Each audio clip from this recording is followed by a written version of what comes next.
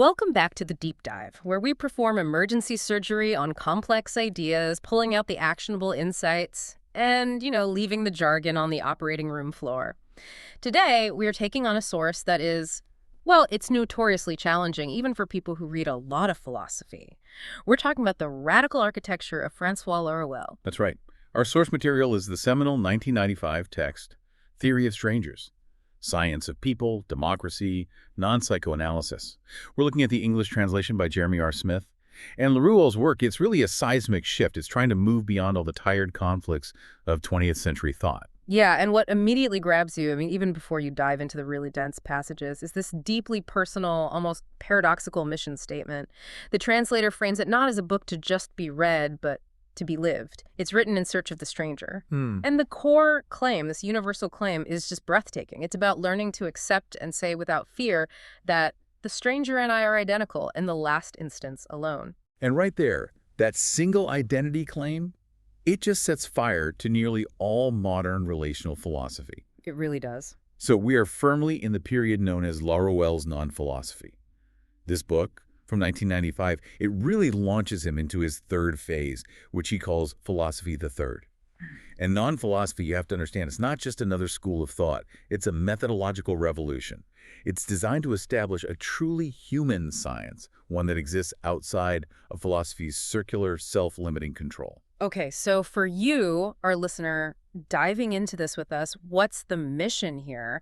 How do we rapidly grasp these insights and actually start using this new framework? Right, so we're going to quickly build the Laruellian machine, you could say. We'll start with the foundation, the methodology of the unified theory and the definition of the real one. The engine. Exactly, the engine.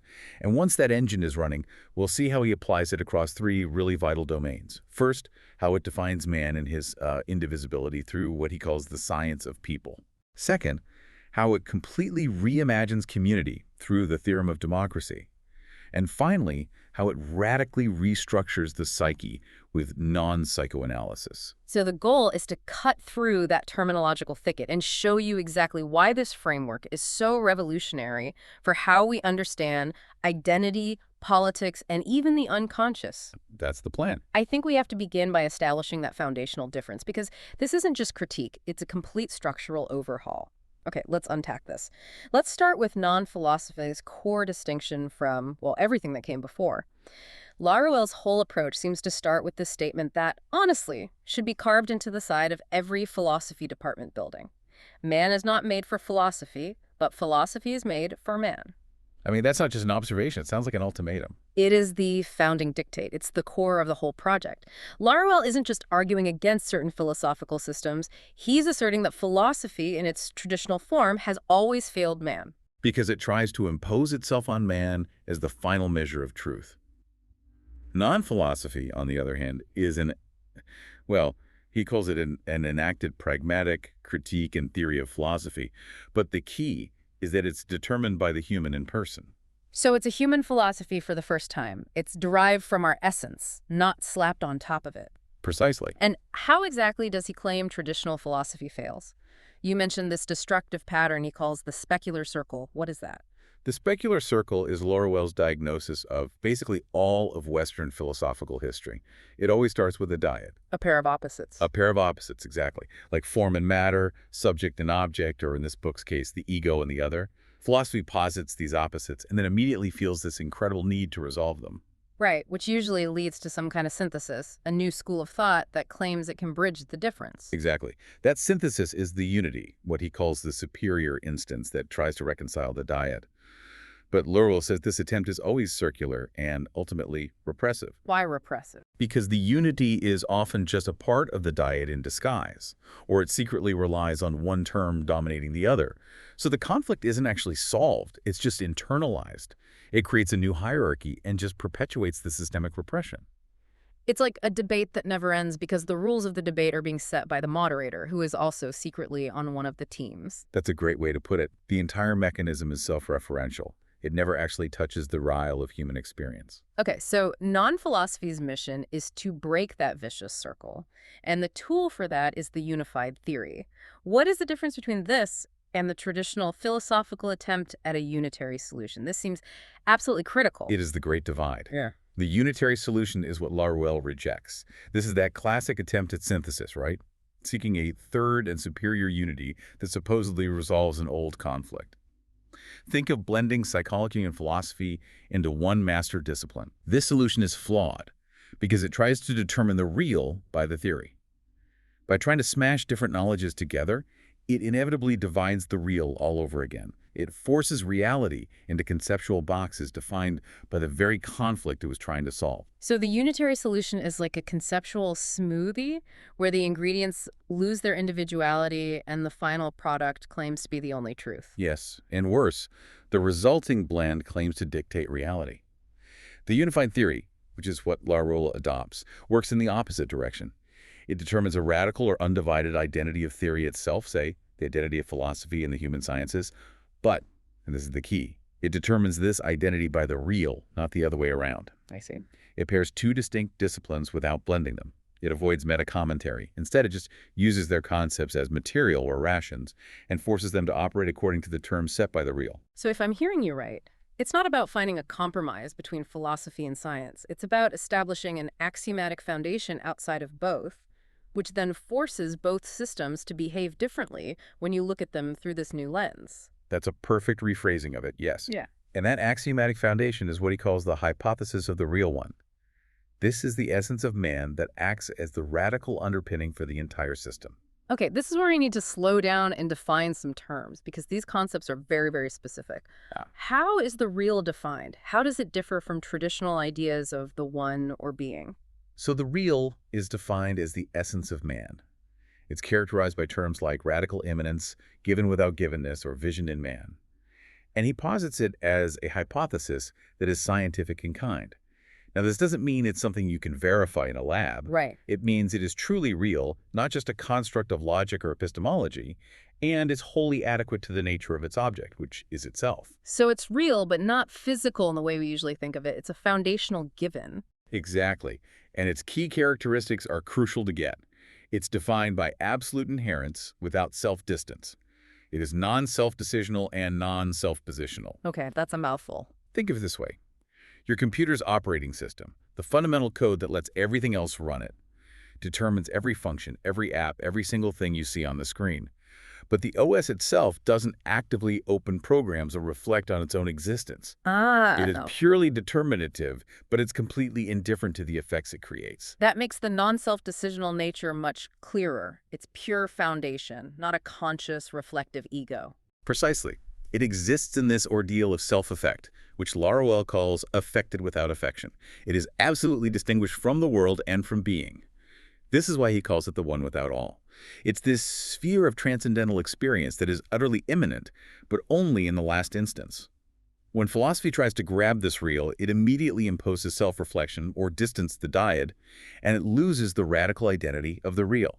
Laruelle's system preserves the real by just acknowledging it as a first given and inviolable infrastructure. Which brings us to the operational mechanism that lets the real one affect the world without being divided or reflected by it. Determination in the last instance. This sounds like, I don't know, pure philosophical assertion. If the real is protected from the world, how can we really claim this causality is scientific or even functional? That's the intellectual friction that Laruelle completely embraces. He argues that this causality is scientific in kind because it's the only form of causality that is adequate to its object, the real one. The one doesn't have the causality of traditional forms. It's not an agent, it's not a material cause, it's not a final goal. Instead, it possesses determination in the last instance. So it's a deep foundational causality, almost like a structural constraint on reality. It is the universal causality, and it's valid for the entire sphere of effectivity. That is, the empirico-ideal world of our knowledges, our politics, our sciences.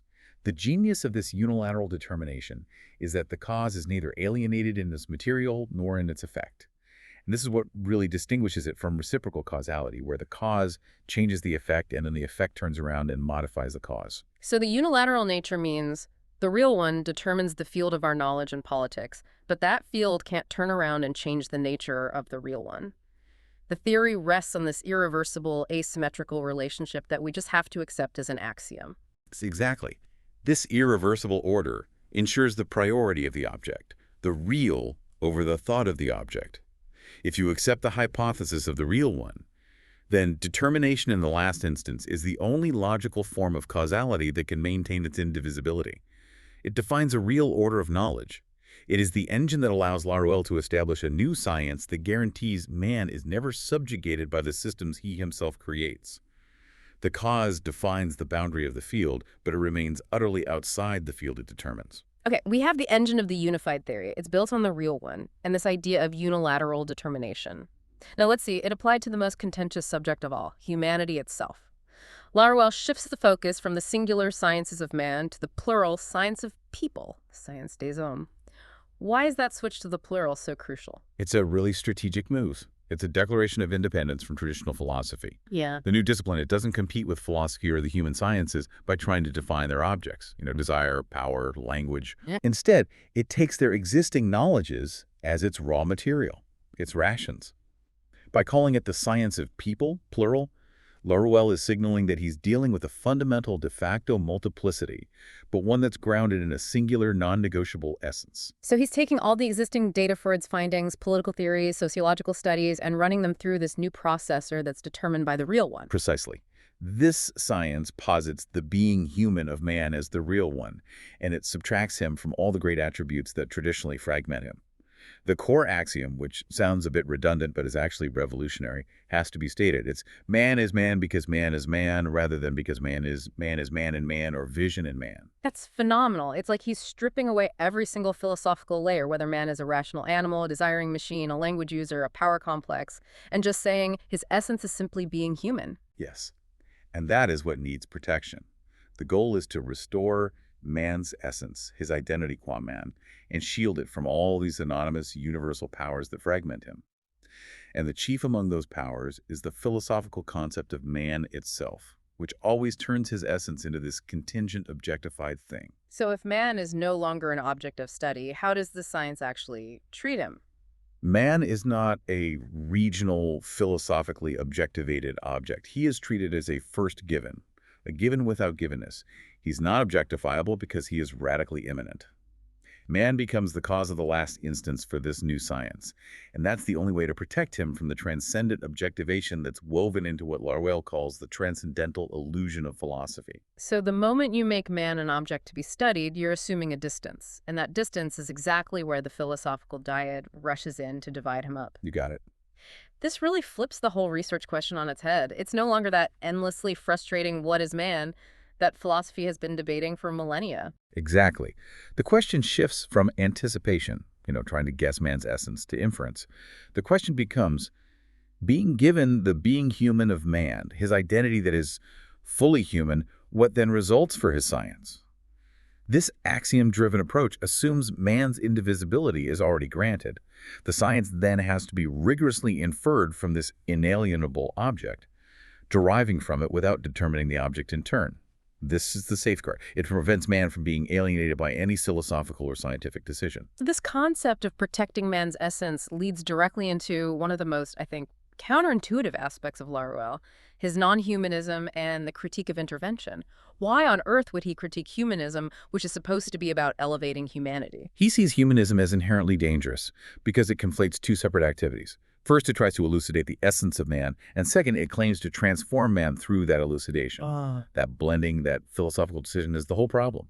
It assumes that once we know man's essence, we have the right, and maybe even the duty, to change him. So the very drive to transform man based on our idea of man is the aberrant project. It is the source of all ethical and political subjugation.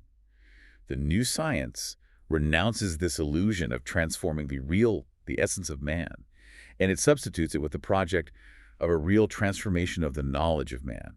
In other words, transforming the effectivity of man. That's a profound distinction. We can transform our knowledge about man, but we cannot and should not attempt to transform the real one itself. Yes, and this process grounds the bounds of possible action regarding human beings far more rigorously than any transcendent ethical rule imposed from on high. Let's try to make this concrete. If we look at, say, advances in genetic engineering or biotechnologies, things that claim to fundamentally change what it means to be human, how does Laruelle's non-humanism treat those fields? In Laruelle's system, techniques of the human body, like biotechnologies, are immediately reduced to the state of restrained models. They interpret the transformation of the science of man. They're just inert material or rations for the unified theory. They're just data. They're just data. These techniques do not transform the real of man directly. Instead, they inform and restrict the theoretical transformation of the knowledge we hold about man. So a scientist might discover a gene that radically alters behavior, but under non-philosophy, that discovery is not a mandate to intervene and change future generations. It's merely data used to refine our theoretical understanding of how man works. Exactly. Man, as the real, is non-transformable and indivisible. Science can manipulate the affectivity, the physical and social world, but that manipulation has to be interpreted by the unified theory as a transformation of our knowledge, not a transformation of the real essence. This is meant to save man from his subjugation by, technological utopianism and philosophical idealism. It ensures that man always remains the cause, never the contingent object. This radical passivity, this non-intervention, is actually the highest form of human affirmation. This protected, indivisible identity of the human subject. It must have massive implications for our relationships, for our political systems. If I am radically immanent, where does the stranger fit in? Traditional philosophy is always grappling with this ego-other antinomy. Right, and this antinomy, the ego-xenological difference, is the relational matrix that Laruelle claims generates most of our social conflict. Philosophy struggles endlessly to give a positive status to the stranger because it always reduces the stranger to the problem of the other. A Greek model. The old Greek horizon, a divided man. I affect the other, and the other reflects or inhibits me. This is the root of all reciprocal conflict. And if the real is this absolute seamless immanence, then the very idea of an other that is external and reciprocal to me seems immediately contradictory to the whole system. It is. The unified theory solves this by asserting that the immanent I exists in this new structure of the stranger without ever leaving itself. The ego doesn't need the stranger to reflect itself or to become complete. Instead, the I simply stranger exists. The stranger is no longer some external individual used to oppose or reflect the I. It is a transcendental property of the I itself. The stranger, paradoxically, is me, but only in the last instance. This changes everything about the political foundation. If the stranger is a transcendental identity of the I, then we have a ready-made basis for universal commonality. This must be the theorem of democracy. And that is the definitive formula. It's I and the stranger. We are identical in the last instance alone. The stranger is fully an I, but unilaterally determined and alone. This isn't a political doctrine for structuring governments. It is the foundation for a non-political, universal democracy. A democracy that's fully human, based on a shared radical identity rather than shared laws or negotiation. So the slogan, "We are all strangers," stops being this nice, vague sentiment. It gains real theoretical rigor. It means the philosophical all is replaced by the identity of each and every one or seamless immanence. And what's revolutionary here is the result. A treatyless and pre-established peace. A treatyless peace. A peace grounded in unilateral identity, which is non-specular and non-reciprocal. It doesn't need effort or negotiation or mutual recognition because the identity is already a given fact of the real. Wait, a peace based on indifference rather than mutual effort or political compromise? That is completely counterintuitive to, every political theory since the Enlightenment. How does Laruelle suggest this treatyless peace applies to the real world of xenophobology and global conflict? He argues that the traditional ego-xenological schema, the idea that conflict comes from difference and peace must resolve those differences reciprocally, is disastrous on the practical and theoretical plane. Philosophy, in its attempts to manage difference, actually perpetuates tense struggle and conflict. By ordering the stranger through relations of distribution and difference, philosophy interiorizes war into the concept itself. It makes conflict universal and necessary. So by focusing on what makes us different, our cultures, our beliefs, our histories, we inadvertently reinforce the philosophical structure of opposition. Precisely. Laruelle suggests that intersubjectivity, this idea that we have to negotiate meaning and existence with the other, is potentially a false problem inflated by philosophy. We don't need to negotiate our identity with the stranger because the stranger is already identical to us in the last instance. The only way to address human war is through a science that can objectively treat human conflict without having to take part in it. The unified theory breaks the cycle by removing the relational structure that enclosed the ego and the other in the first place. Okay, if the ego, the I, is the cause of the science of people, then the stranger, which is identical to the ego, must be the subject of this democratic framework. What does it mean for the stranger to be the subject, not the cause? The ego is the real cause, the Jui. It's too fundamental to be merely the subject in the philosophical sense. The stranger, however, is the subject function. It's a theoretical a priori, specific to the universal representation of humanity. So the stranger is the one who manifests the reality of this universal identity. Yes, exactly. And this stranger is inherently multiple. Yes. The stranger is the multiple, by definition, defining humanity as a de jure multiple. This is the real, phenomenal content of the old concept multitudo transcendentalis. But here's the key. These transcendental multitudes are phenomenal and qualitative, not quantitative. So they're not just a count of individual people. No, no. They are the existence of man as an irreducible multiplicity, but one that's fundamentally rooted in the indivisible ego one. Does this multiplicity, this stranger, have a body? How does this concept interact with our physical existence? Absolutely. The body of the stranger is a subjective body in the last instance, and it serves as the organon of the ego. Laruelle is adamant that the subjective body exceeds the typical discussions of body politics, like the Nietzschean micropolitics of the body. He claims all that remains caught up in the distribution of domination and hierarchy. The stranger's body is indivisible. It's neither global nor specific, neither full nor partial. It is unilaterally determined by the ego rather than being defined by biology, politics, or social constraint. It is the phenomenal manifestation of the universal human identity. We've established the identity of man and the identity of the stranger. Now we turn to the most intimate domain, the unconscious. Laruelle applies the unified theory here, generating non-psychoanalysis. This must be his attempt to pull analysis out of the philosophical quicksand and establish it as a rigorous human science. That's precisely the ambition. Non-analysis is defined as the scientific pragmatics of psychoanalysis, generalized within the bounds of a really human science. It's meant to move far beyond the restrained analysis practiced by, the Freudian and Lacanian traditions. The ultimate goal is nothing less than a mathicist transcendentalis of the unconscious, a transcendental mathematical science of the unconscious phenomenon itself. To get to that science, he has to redefine the basic building blocks of the psyche. This requires introducing his new first terms, the jouis and jouissance. Correct. We already defined the ego and ego, the real cause. In the non-analytic register, that is called the jouis. The jouis is identity without identification. It is the pure, indivisible realness of the subject. That's the first instance. And how is that different from jouissance? The jouis is then duly distinguished from jouissance, which is the second instance. Jouissance is defined as identity and identification. Okay.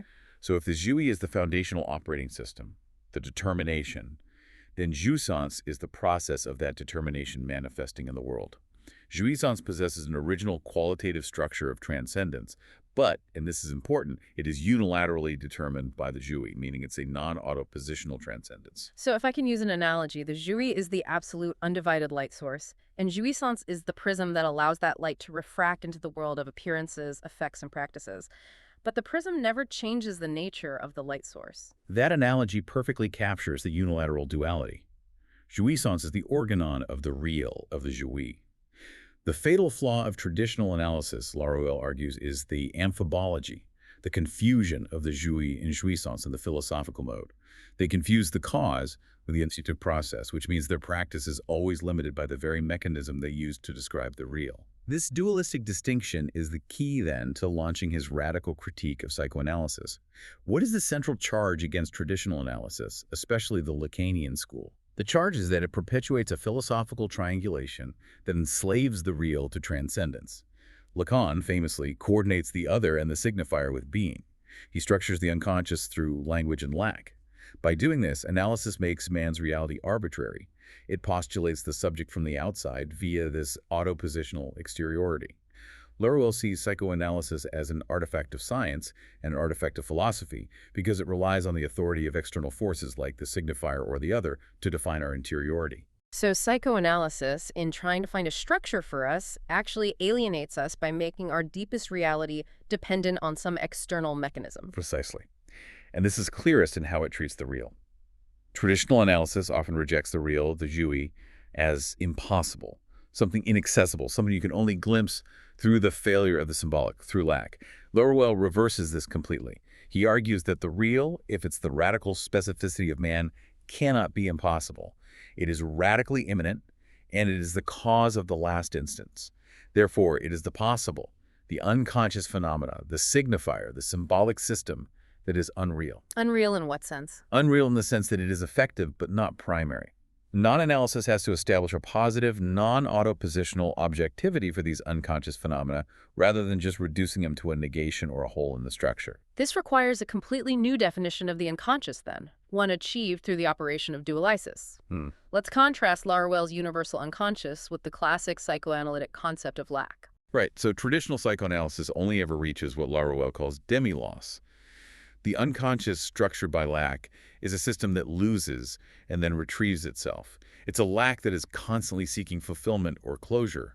And this leads to the return of the repressed symptoms transference phenomena. And the symptom is the sign that the loss isn't absolute. It's a sign that something is trying to return. Exactly. Laruelle, through dualysis, this unilateralization process, defines the universal unconscious as an absolute loss, or loss as it is, which is experienced in the last instance by the ego. This loss is absolute because it loses the absolute itself. It loses the real one of the Jewy. But here's the critical point. This loss is without object and without being lost. That is a staggering conceptual shift. If the loss is absolute, there is no object to search for and therefore no motor for the traditional neurotic quest. It is the transcendental identity or jouissance of loss. Yes.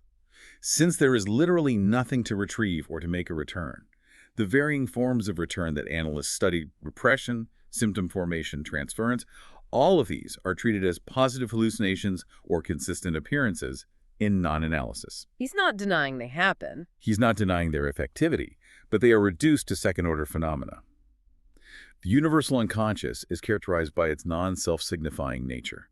It is not structured like a language that refers to itself and dictates reality. It is a loss that is simply a state of being, not a dynamic process of lack. This fundamentally redefines the practice.